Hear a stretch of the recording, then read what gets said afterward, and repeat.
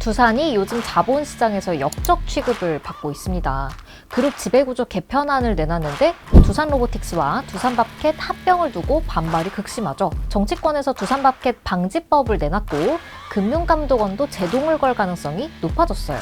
기업 합병은 사실 복잡해서 이해하기가 좀 어려운데 결국 주주한테 중요한 건 그래서 나한테 이득이냐 손해냐 이거거든요. 내가 투자한 회사를 말도 안 되게 싸게 쳐서 합병하면 이유가 뭐든 화나죠. 특히 상장사 합병은 결혼이랑 좀 비슷한데요. 누가 봐도 둘이 너무 잘 어울린다 하면 베스트인데 어떤 커플은 한쪽 부모님이 내 자식 좀 아깝다 싶을 수도 있고 반대로 저런 훌륭한 청년이 왜 내 자식이랑 할 수도 있죠. 최악은 양쪽 부모님 다 내 자식이 아깝다 하는 거고요. 문제가 된 두산 지배구조 개편안 볼게요. 우리 의식주 원전편에 나온 기업 중에 두산 에너빌리티 있죠. 이 에너빌리티한테 두산 밥켓이라는 자회사가 있는데요. 연간 영업이익 1조 원이 넘고 그룹에서 돈 제일 잘 벌어요. 두산 밥켓을 두산 로보틱스의 100% 자회사로 넘기는 게 개편안의 핵심입니다. 다이렉트로 파는 건 아니고요. 두산 에너빌리티가 두산밥켓 지분 46%를 들고 있는데 이 지분만 떼내서 신설회사를 만들어요. 이 신설회사를 두산 로보틱스랑 합병합니다.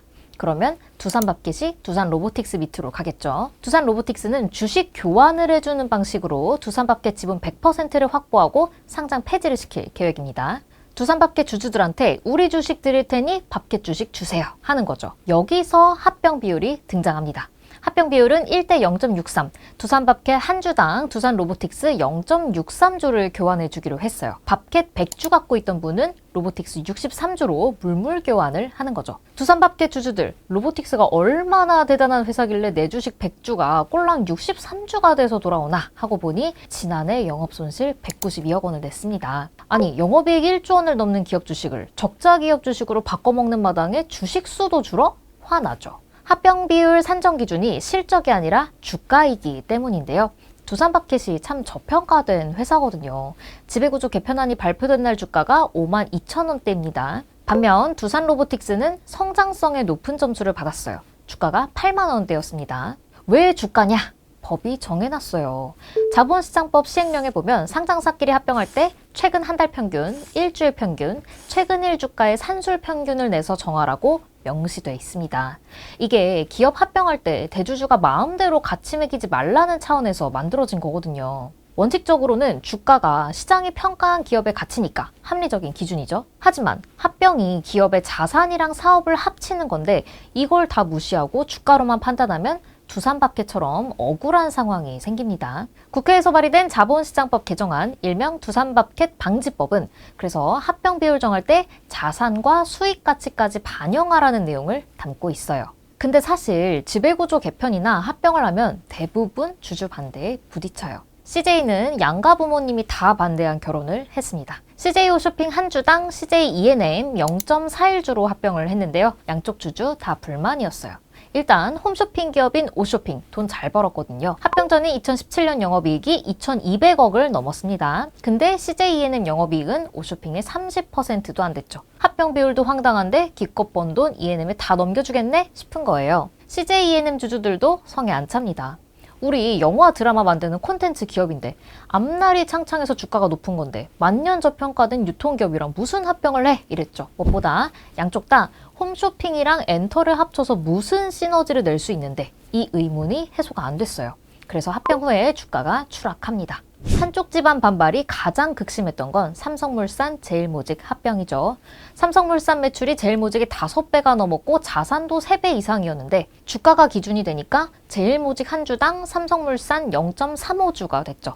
저 사실 이때 합병 주총 현장에 있었거든요. 삼성물산 주주분들이 엄청 오셔서 막 울분을 토하시던 게 아직도 기억납니다. 이 합병 후유증이 컸죠. 삼성물산 주주였던 미국 헤지펀드 엘리엇이 국제재판소에 소송을 걸어서 우리 정부가 배상금을 지불하라는 판결이 나오고요. 경영권 승계 논란이 불거지면서 이재용 삼성전자 회장이 법정에 서기도 했죠. 상장사랑 비상장사의 합병은 좀 다릅니다.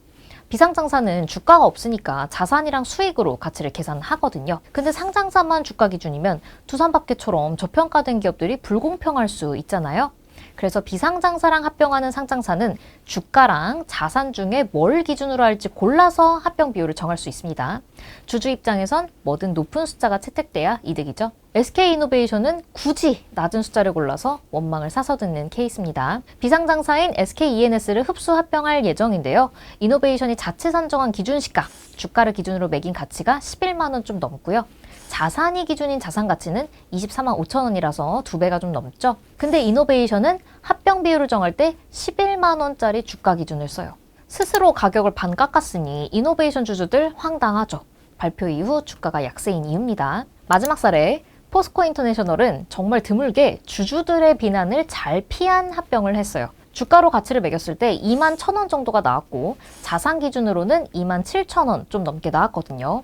포스코인터는 자산을 기준으로 합병 비율을 정합니다. 그리고 이렇게 발표해요. 주주들의 이익 및 적정한 합병 비율에 대한 최선의 방안을 고려해서 결정했습니다. 양가가 다 100% 만족하는 결혼은 쉽지 않죠. 기업 합병도 똑같아요. 그렇지만 핵심은 합병을 왜 하는지거든요. 합병하면 큰 시너지를 낼 수 있다. 장기적으로 실적도 잘 내고 주가를 훨씬 끌어올릴 수 있다.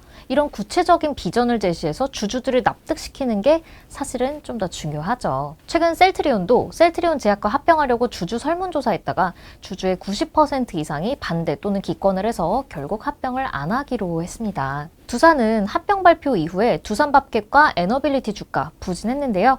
합병 비율을 유지하려면 합병을 해야만 하는 이유를 주주들에게 좀 더 어필해야 할 것 같죠.